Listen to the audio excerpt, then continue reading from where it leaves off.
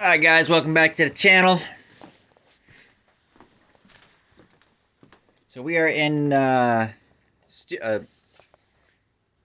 girlfriend's photography studio / my sunroom. So this is the vent. There's really no air coming in there, which is awesome. It just is rotatable. You can kind of like directional vent. You can twist it wherever you want the airflow to be. Unfortunately, that's it. It doesn't move any other ways.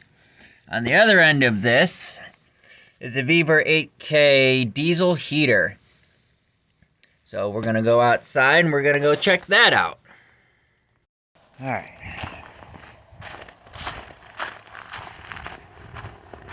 It's cold out here.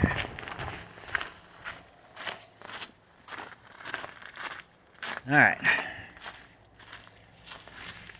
So here we go. This is the side. It's just kind of like a little wind block I got going. Trying to keep, because the studio is sitting off the ground, so what I did is you got the outlet. So I took that, and since it's on the outside, I didn't want to have any heat lost. So I sleeved it, as I call it. So this is a 4-inch dryer duct. It was like, 10 bucks, whatever it is. So I put that inside. It's just literally held on there. I got a zip tie wrapped around it, just to try and keep the heat inside so the ambient air around the pipe doesn't cool the hot air in the pipe. So hopefully, is it helping? I don't know, but it's the thought that counts. I just have it plugged in. I've got a 110 to 12 volt converter, and then that goes all the way down and then up into the floor that you just saw. This is the newer Bluetooth model. So I have the app on my phone. So as long as I'm within range, I can turn it on, turn it off, do whatever I want with it. The next upgrade I want to do is this here. Popped out somehow. I don't want to break it at the moment. Wait till there's more light.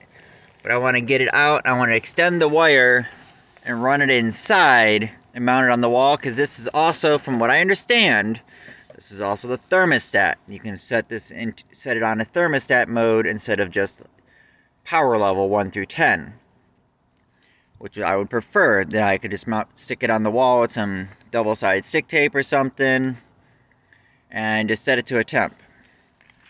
So I just have it sitting on a couple 4x4s. Whether I can get the pipe angle. Got the fiberglass mesh there. Got the muffler. And yeah, I mean, that's it. And unfortunately, due to the height of this base to the top here, it's like a little over 18 inches. So no normal size, like 27 quart gallon tote, it will fit in properly the way I want it to. And I could take it apart and I could rework it and make it fit properly. I've seen a lot of guys do that. They take them apart, take the heater out, mount the heater, mount the fuel cell in a different place. Didn't want to go through all that work. So this is the setup I have.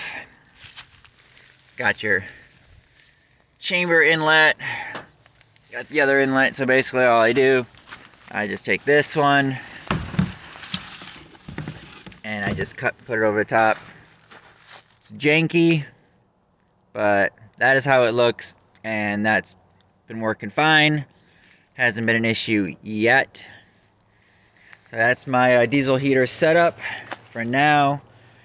In the future, the original plan was to actually mount this to the wall, get some little 90-degree frame brackets, attach it, and actually build a little box and enclosure for it. But I haven't done it. Been lazy, and now it's too late. Now it's cold, and I definitely don't really want to do it. So we'll see. Maybe we get an Indian summer here sometime in Ohio, and I will do it. on a weekend that I have time for it. Probably by then it'll be Christmas. Haha, which is only like 3 weeks away. Cool. Alright. Catch you guys later.